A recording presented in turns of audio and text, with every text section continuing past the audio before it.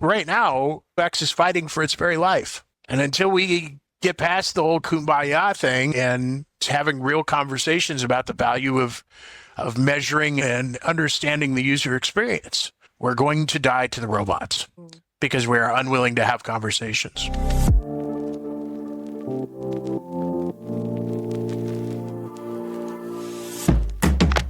Welcome to UXR Geeks, where we geek out with researchers from all around the world on topics they are passionate about.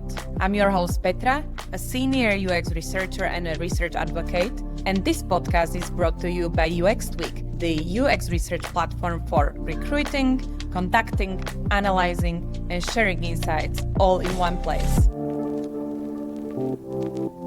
Our guest today at UXR Geeks is Joel Barr. Joel has spent years working closely with product and design teams. He is someone who's been thinking deeply about how UX works in real organizations beyond just methods and deliverables. What I find especially interesting about Joel's perspective is that he is not just focused on how we do research, but on where research sits and how that shapes the impact it can actually have. In a recent piece, he explores the idea that UX might be much more effective if it was embedded in operations rather than product, which is what we'll be unpacking today. Hi, Joel. Welcome to UXR Geeks podcast. I am really happy to have you here today, and hello to our listeners. Salutations. So this is actually my first episode as a host, and you are my first guest. So it's a new experience for me, but I'm excited to be talking to you today because we will be talking about a bit of a provocative topic about your hot take, let's call it that way. And you have argued that UX research shouldn't sit under product, but it should move under operations, right? Not just research, design too. Okay, so let's unpack it. Let's go back a little bit. So can you tell me a little bit more? How did you come to this idea? Was there anything wrong that you see happening with UX research the way it is positioned standardly in the organizations? Actually, I wouldn't say it's wrong, but it certainly could use improvement, right? There's very few in life where you have an absolute good and an absolute bad. There's always gray areas. Any UX researcher will tell you that, right? It's all gray. It's all beige. I've enjoyed a career that when I started out, it was a field first business. In other words, if you were going to be in UX, it was pretty well that you would be out in the field with your users. And then we got away from that. We started doing more remote research, and then COVID happened and we all went remote. And then we all went back to the office, but user research and UX design never really got back out into the field. And so my thesis, if you will, is that we got folded up underneath product during COVID more than anything and tied ourselves to product metrics to show our value to an organization.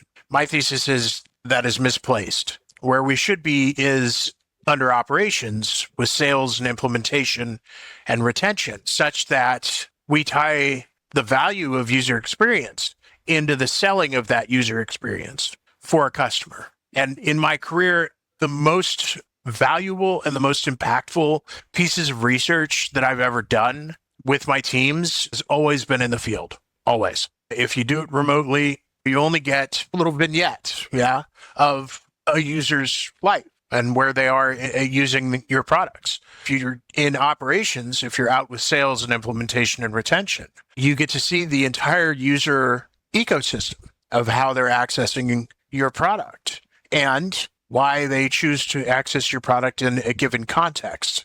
You don't really get that looking through a window or looking through a window on a computer, if you can even do that anymore. Of course, nowadays there's tools everywhere that purport to do all that work for you.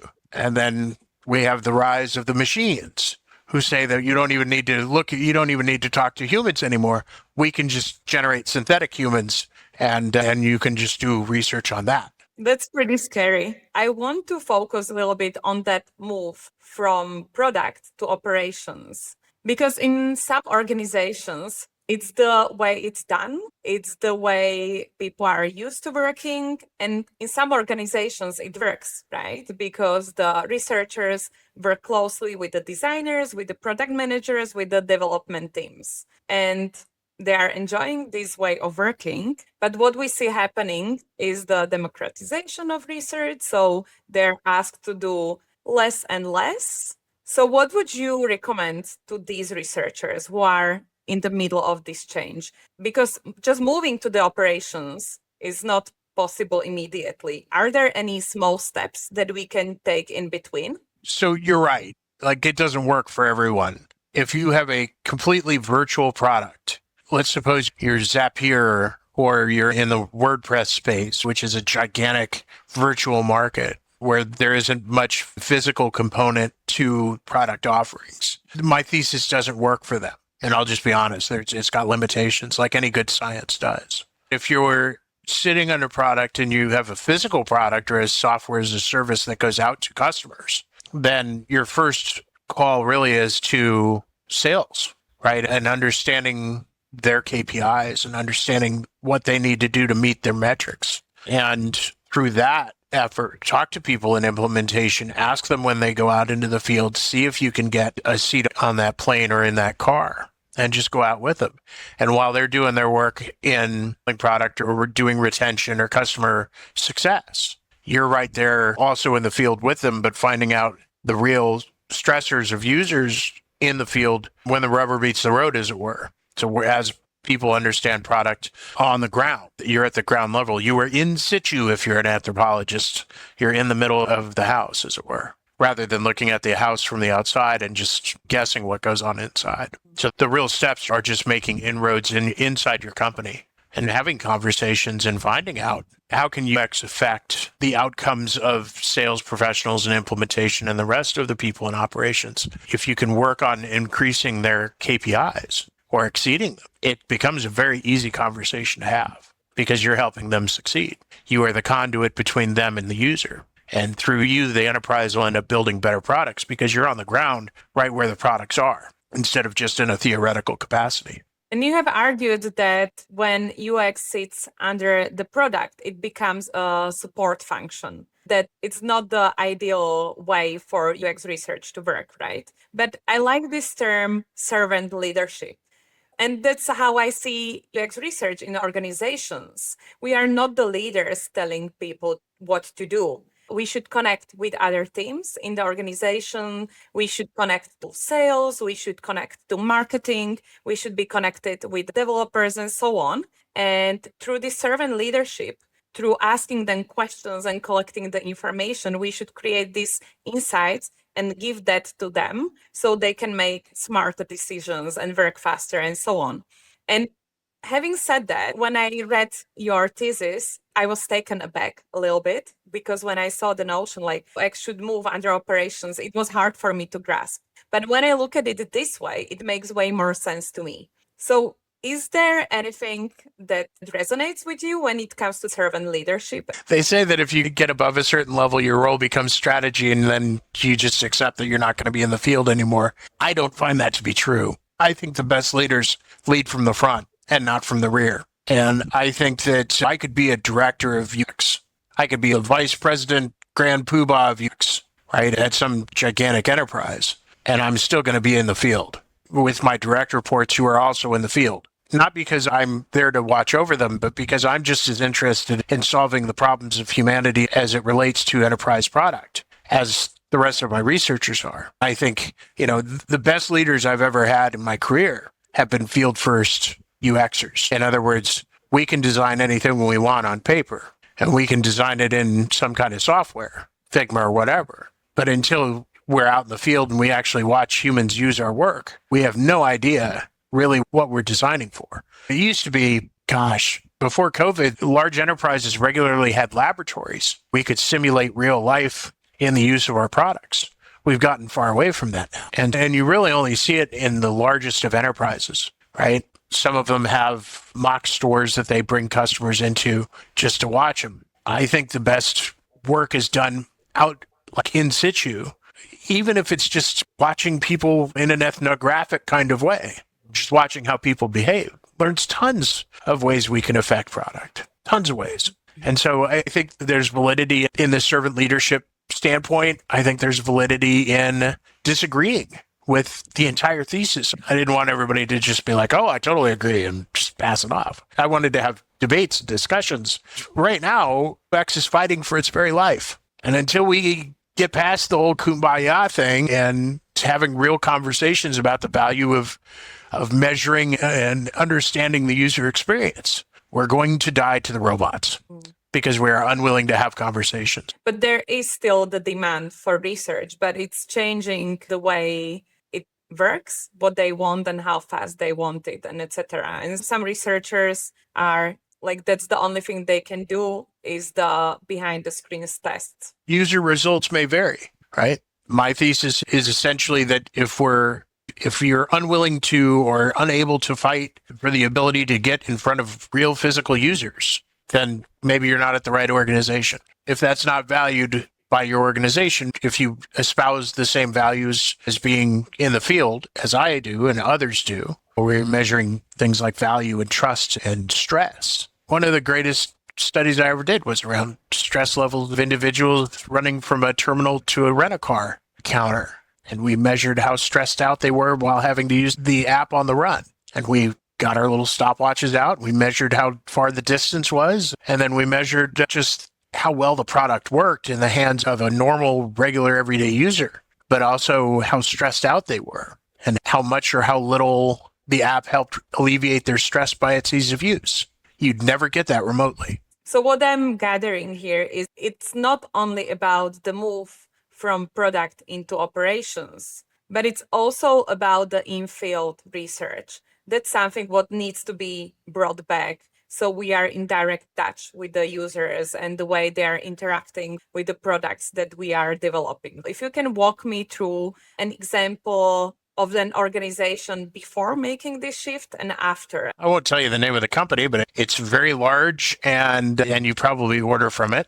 And one of the things I was tasked to do is to go into the warehouses of this particular organization to work on the interface of garage doors and lift extenders. Not the sexiest work in the entire world, a bit like watching paint dry at times. The problem is that this particular organization came out with this new way of opening and closing garage doors and extending and descending ramps. And I'll just give you a little spoiler alert. Garage doors go up and down, ramps go in and out. It's all you really need to know about what they can do. But the way in which you get those doors to open and close and ramps to extend and distend was this fancy one button and it'll take care of everything. As it turned out, they didn't actually study a single user before they created this newfangled way of doing things. It was by product, thrown into engineering,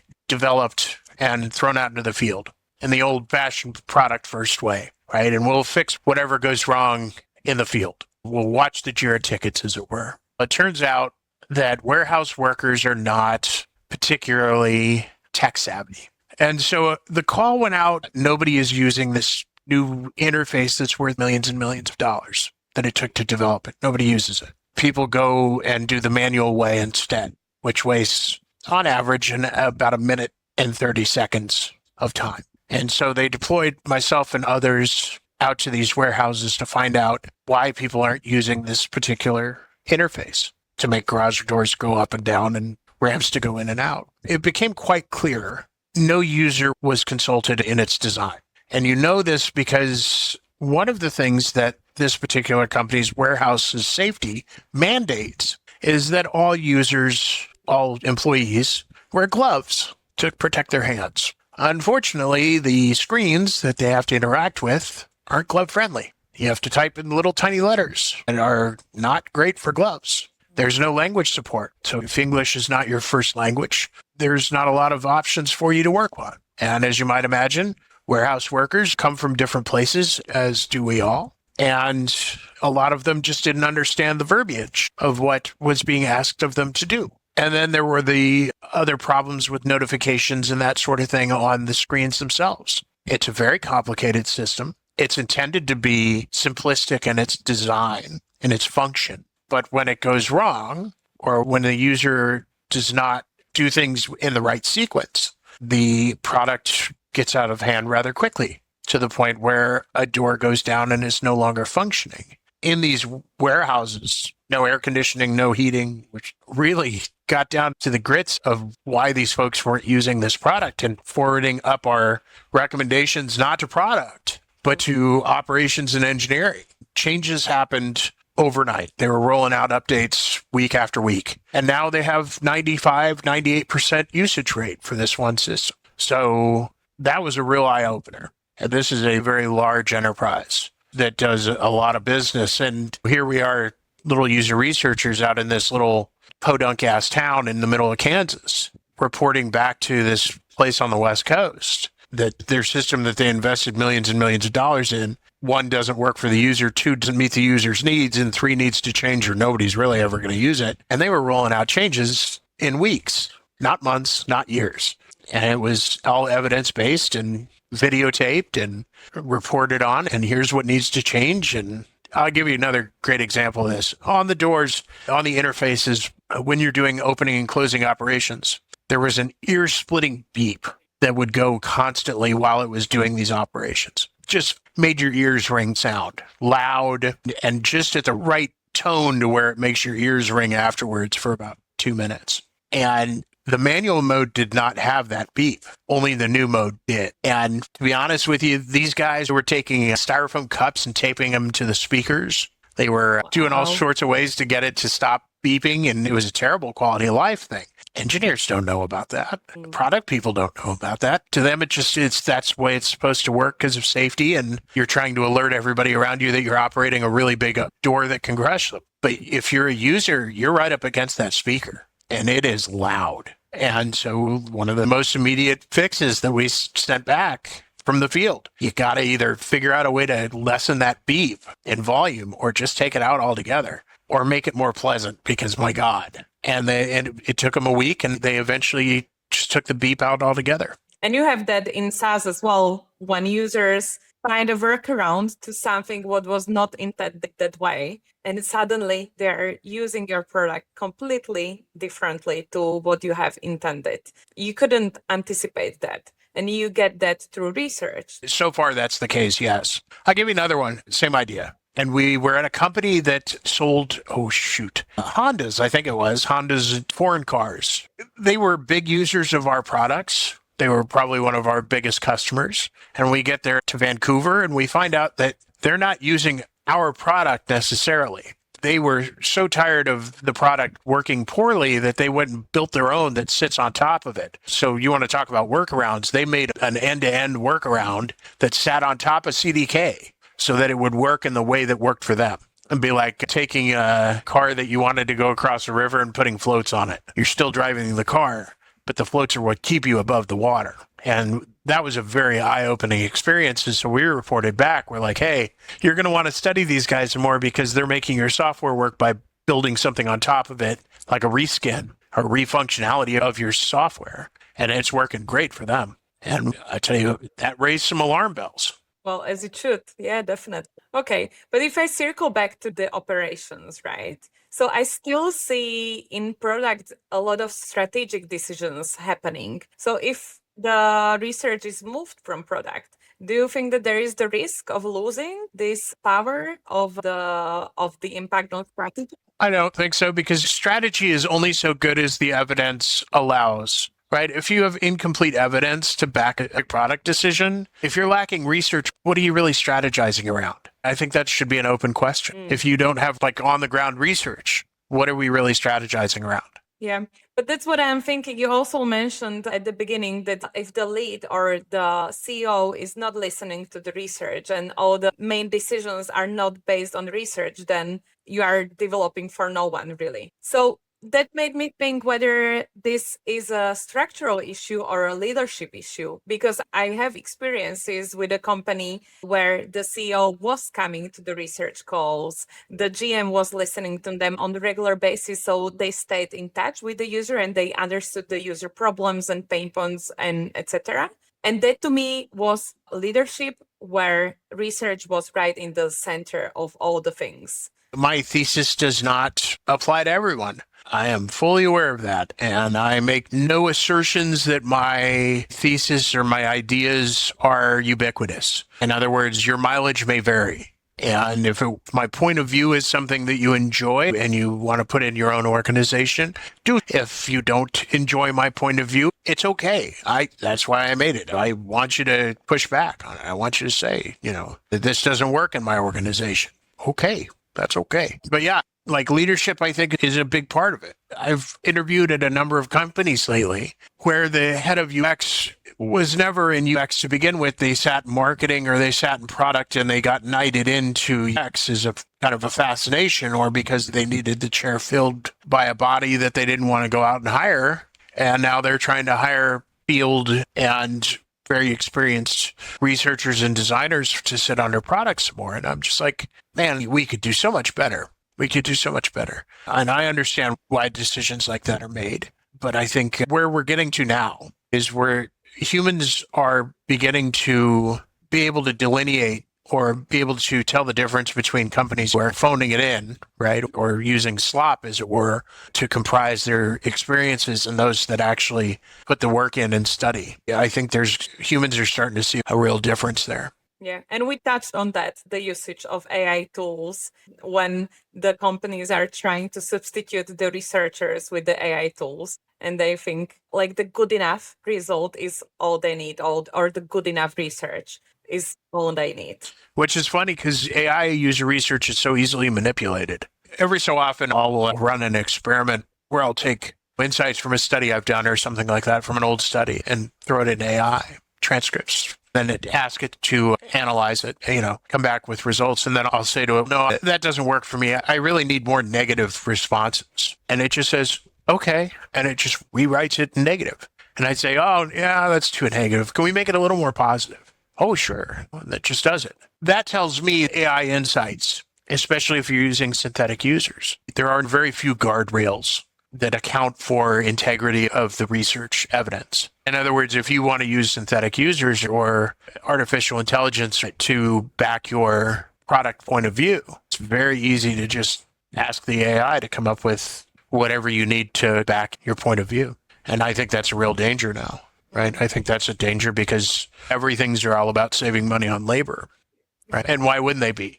Because what's coming out is not increasing their sales or their bottom line. So they don't have the money to afford to hire anybody or even the travel for field research. Yeah, I don't blame them at all, but I think it's coming to a point where there's a fair amount of, it's not slop directly, but there's a fair amount of finagling, tweaking going on in product insights that either UX doesn't feel empowered to speak up, or they do and they're shown the door. And I think we're going to come to a point where humans, everyday humans, general population humans will be able to start telling the difference between product-backed research or research-backed products and those that are just slop. Yeah.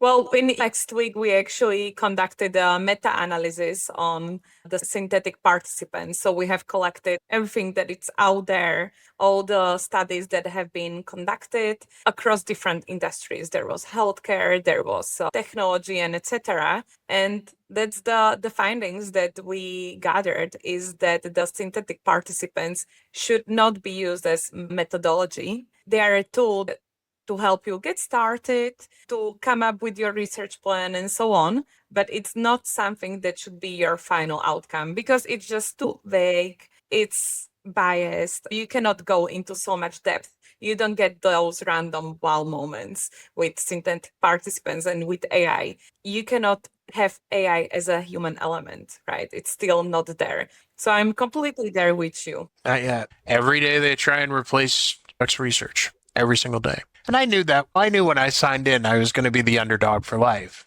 It was just it was part of what you accepted. We didn't have seats at the table for the longest time. We had to fight for those. Now we have to fight for our very existence to be not replaced by some automated moderator. And those robotic moderators are terrible. I was watching one, I forget what company came out with it, but the user said the third question that they didn't like talking to automated systems. And the thing goes, oh, that's nice. And just picks right up with the script right where they left off. And I thought, oh my God, what any human researcher would see that and be like, okay, maybe do you want to end the call? If you're not comfortable talking with me, because people have different traumas, different triggers. We have to be mindful of that as researchers. But the robot moderator just went straight on, and it affected the whole rest of the conversation. And they put it out as a demo. It was a couple of years ago.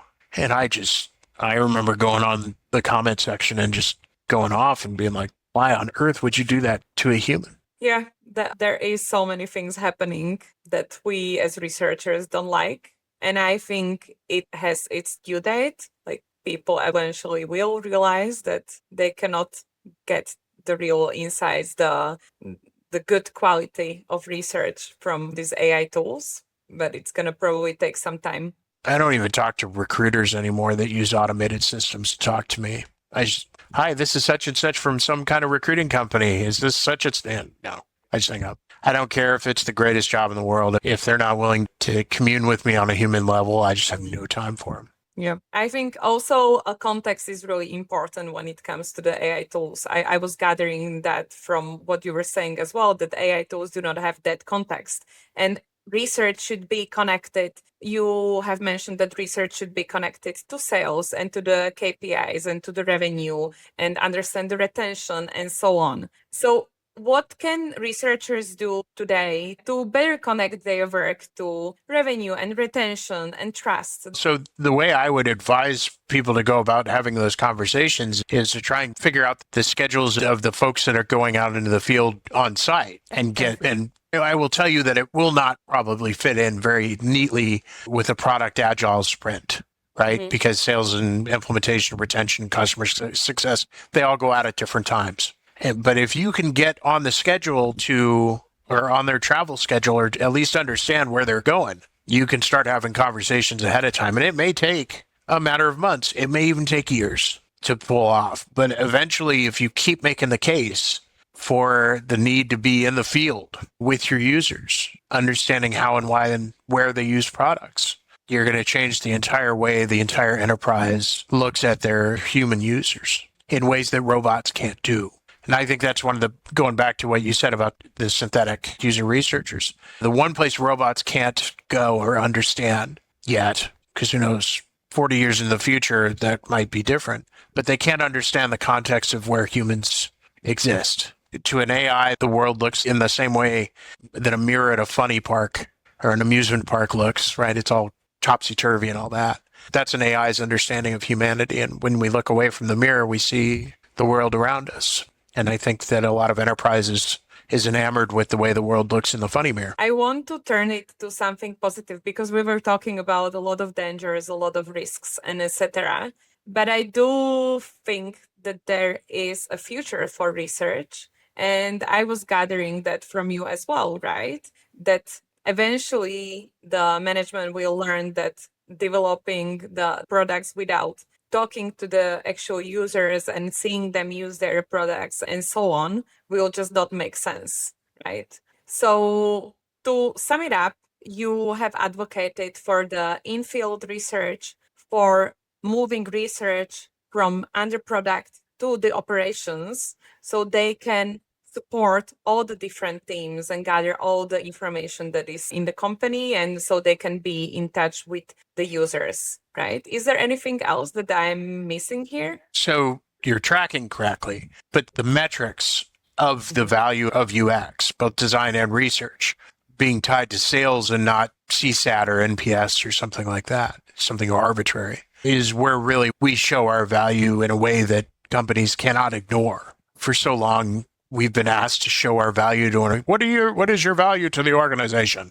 We've struggled really hard as a field to try and make that salient. And I feel like if you can tie it to things like customer retention and sales and implementation numbers, suddenly the value of the user experience becomes very real for a lot of companies. And I saw it at the companies that I talked about. Well, perfect. Thank you so much, Joel. I think we have covered a lot, and we have also some takeaways and some practical applications of what the researchers can start doing today to be ready for this change and for everything what's coming to us. So thank you so much for coming, Joel, and I will see you around. My pleasure.